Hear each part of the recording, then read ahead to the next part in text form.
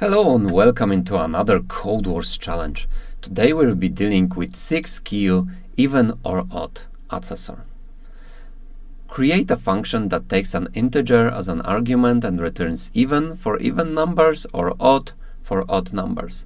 The function should also return even or odd when accessing a value at an integer index. So, as you can see here in example, we have even or odd as a function, or we have even or odd as an array.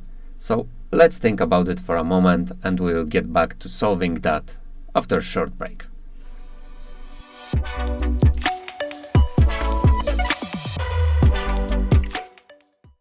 So we are back in the CODEWARS console. I will be using JavaScript, but you can also use TypeScript in this particular kata. It's quite new kata, as you can see here from statistics, only 34 completions. So let's think about it for a moment. If we would only need a function to know that the number is even or odd, then it would be quite simple, because there could be a function, let's call it even or odd fn. That would be a function which would get the n argument, and from this argument it would try to see if when we are dividing n by 2, if we would get any remainder from that. So it will be either even or odd. So it's even when there is no, and odd in the other way. But there is this array issue.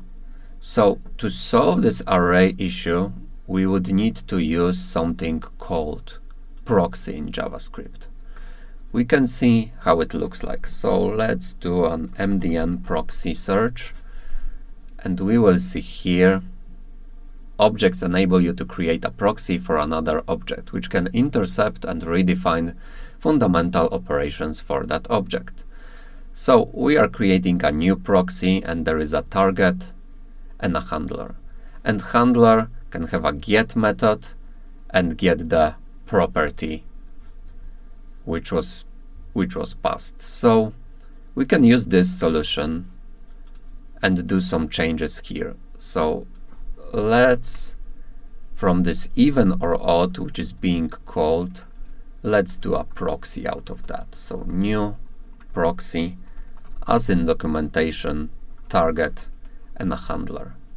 Target will be the function for our destination. So we will call this function, which we already written, a target, but we also need to create this handler one.